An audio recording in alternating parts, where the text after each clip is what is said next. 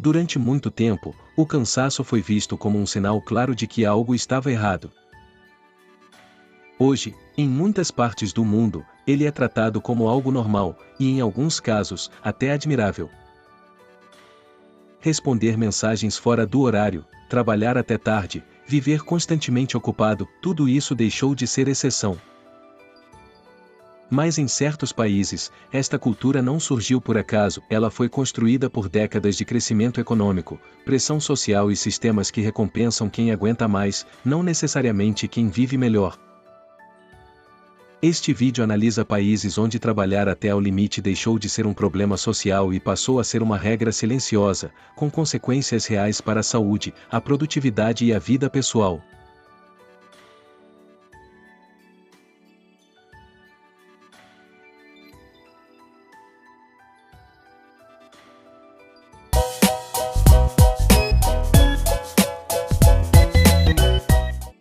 O que os dados mostram sobre excesso de trabalho? Segundo a OCDE, trabalhar longas jornadas está associado a maior risco de doenças cardiovasculares, aumento significativo de estresse crônico, menor produtividade a médio e longo prazo. A Organização Mundial da Saúde reconhece oficialmente que trabalhar mais de 55 horas por semana aumenta o risco de AVC e doenças cardíacas. Apesar disso, em vários países desenvolvidos, o modelo econômico continua a valorizar presença constante, disponibilidade total e sacrifício pessoal. Japão. Quando o sacrifício vira identidade. O Japão é o caso mais emblemático do mundo quando se fala de excesso de trabalho. Existe um termo específico, karoshi, que significa literalmente morte por excesso de trabalho.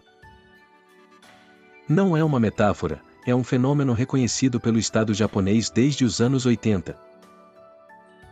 O Japão tem jornadas excessivas normalizadas, forte pressão para não sair antes do chefe, dificuldade em usar férias completas, confusão entre lealdade à empresa e valor pessoal. Durante décadas, muitos casos de mortes súbitas por AVC ou ataques cardíacos foram associados a excesso de trabalho. O governo japonês tentou agir com limites legais para horas extra, campanhas públicas incentivando férias, Premium Friday, incentivando saída mais cedo uma vez por mês. As leis existem, mas a cultura corporativa mudou muito pouco. A pressão não é explícita, é social. Muitos trabalhadores continuam a fazer horas extras não registradas por medo de parecerem pouco comprometidos. No Japão, o sistema não obriga diretamente, ele normaliza o sacrifício.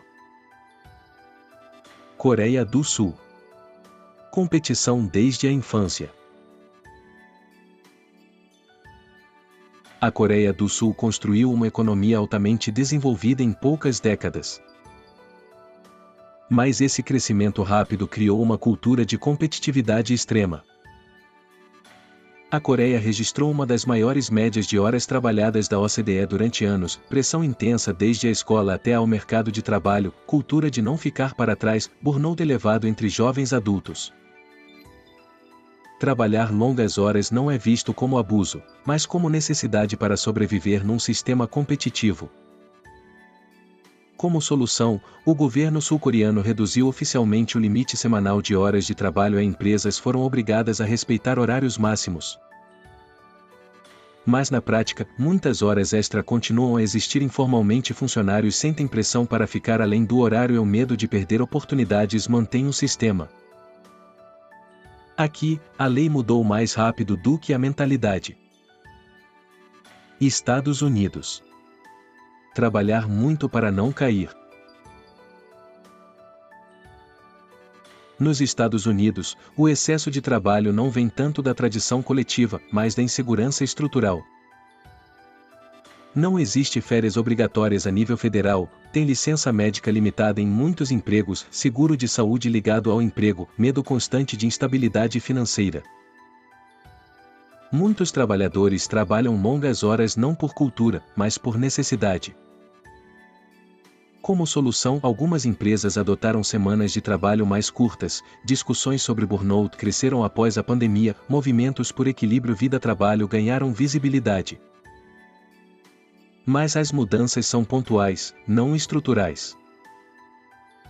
O sistema continua a premiar produtividade extrema e disponibilidade total. Aqui, descansar pode ser visto como um risco, não como um direito. Alemanha. Um contraste imperfeito. A Alemanha surge muitas vezes como exemplo de equilíbrio, mas não está isenta de problemas. O que funciona melhor são os limites claros de horário, forte proteção laboral, separação mais clara entre trabalho e vida pessoal. Mais problemas ainda existentes são pressão em setores altamente competitivos, burnout crescente em profissões qualificadas, digitalização a borrar fronteiras entre trabalho e descanso. A Alemanha mostra que reduzir horas é possível, mas exige consenso social e regras claras, algo que muitos países ainda não conseguiram. O padrão comum entre todos estes países. Independentemente da cultura, existe um padrão claro. Quem trabalha mais é valorizado, quem descansa é visto como menos comprometido. O sistema recompensa resistência, não equilíbrio. O problema não está nos indivíduos, está em sistemas que confundem valor humano com produtividade constante. Mudar esta realidade não é simples porque empresas foram construídas com base nesse modelo, economias dependem dessa produtividade e muitas pessoas internalizaram o cansaço como identidade, reduzir horas sem mudar expectativas sociais cria apenas culpa, não equilíbrio. Conclusão. Quando o limite humano é ignorado. Trabalhar é essencial, esforço é necessário disciplina importa. Mas quando trabalhar até a exaustão vira regra, algo está profundamente errado. Os países que normalizaram o excesso não falharam por completo, eles apenas cresceram mais rápido do que a capacidade humana de acompanhar esse ritmo. No fim, a pergunta não é quanto consegues produzir, é quanto da tua vida estás disposto a sacrificar para isso.